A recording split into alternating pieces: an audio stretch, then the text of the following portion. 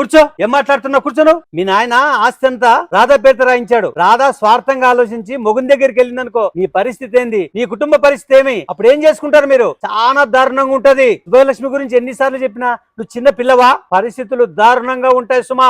ఆలోచన చేసుకో. కుటుంబాన్ని గుర్తు పెట్టుకో. అందరూ అనేవాళ్ళే మా ఆయనే నన్ను బాగా చూసుకుని ఉంటే ఈ పరిస్థితి వచ్చేది కాదు.